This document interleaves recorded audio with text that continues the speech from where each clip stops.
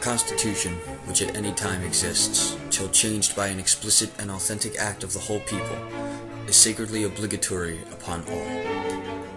The previous statement was once said by a powerful figure, an honorable, noble, and intelligent man. George Washington was America's first official president. In his political power, and even prior to gaining his power, Washington had always been a fighter, a leader, and he would sacrifice whatever he deemed necessary for the sake of justice, and for the independence and stability of his land.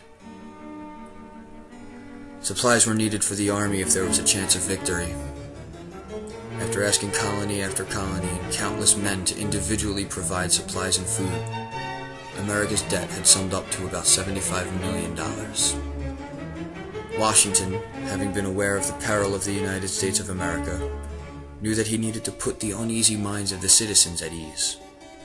He would seize the opportunity to do as such during his farewell address, written in 1796, stating that the debt would bring everyone together by having everyone work together, and that it was an opportunity to make America stronger, his positivity emulating that he led as a person, and not just as a political voice, as he was personally affected by his surroundings. After the government had been established, the financial requirements of the United States of America were the issue at hand. In order to satisfy the country's financial needs, the first Bank of the U.S. was created, for the sake of securing government funds. George Washington had supported this institution, and had agreed to allow its happening. He had also felt as though this plan would help build a stronger and more secure future for the United States. After the war, the bank would help pay off the debt owed by the U.S. government and provide federal revenue. More taxes were imposed upon the people in order to pay off this debt. A tax was imposed upon farmers who had sold corn in the form of whiskey. These farmers were infuriated because they would brew the grain into whiskey for the sake of easier travels, as whiskey was less cumbersome when compared to all the grain used to make it.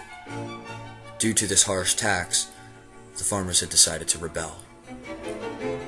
Washington did not want to offend or alienate the people by enforcing a British-like offensive against the rebellion, so instead of taking action as he had longed to, he had instead decided to negotiate. With his actions, he was able to demonstrate that the new government had the right to pass and enforce laws without offending or attacking the American citizen, therefore clarifying his positive effectiveness as the president. Taxing the people wisely and when necessary is a lesson that can be learned for future presidents.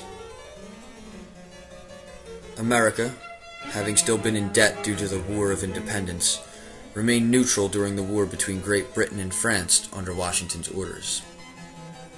The United States had passed a treaty written by the government's chief negotiator, John Jay.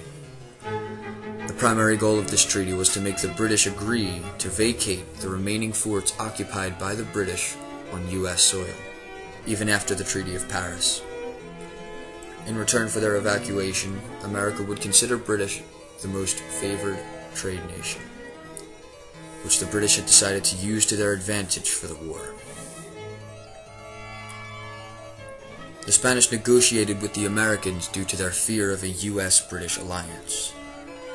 The U.S. had created a treaty known as the Pinckney's Treaty, which stated that the U.S. would henceforth consider the boundary between the Spanish colonies and America, as well as give the United States navigation rights to the Mississippi River. The people of the United States strongly opposed remaining neutral during the French Revolution.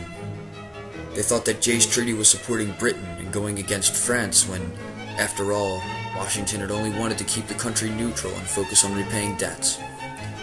George Washington had created the Proclamation of Neutrality, proclaiming America's neutrality during the war. Edmund Randolph, the once Attorney General of the United States, who had succeeded Thomas Jefferson during the French Revolution, was removed from office by Washington, after Washington was given the power to remove him from office by James Madison in 1793, due to his opposition to the signing of the Virginia Plan.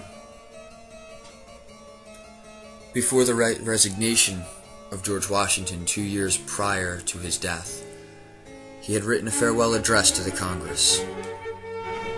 The address encouraged the Congress to avoid further debts and to interpret the current debts that the United States were facing as a time to strengthen as a country. The speech had also stressed the importance of unity, explaining that the nation was truly the sum of all of its parts. Washington had also pointed out that only in unity is there strength against outside dangers. He had also discussed foreign policy, warning against permanent foreign alliances. He had warned against the party system and stressed the importance of morality. What current President Obama can learn from Washington's farewell address includes the contradictory ways of today's political figures, which bend the words of the Constitution instead of interpreting them head-on as they were written. The dangers of foreign alliances, warning against political parties, and the unity of a nation being of extreme importance. Elected officials could be in any party they want to be in, but if their actions do not justify their stance, then loyalty to one's political party, when compared to good governance, is obsolete. Washington would not stand for what today's political figures are about, Democrat or Republican, and he would not live in this country if it was run then the way it is now.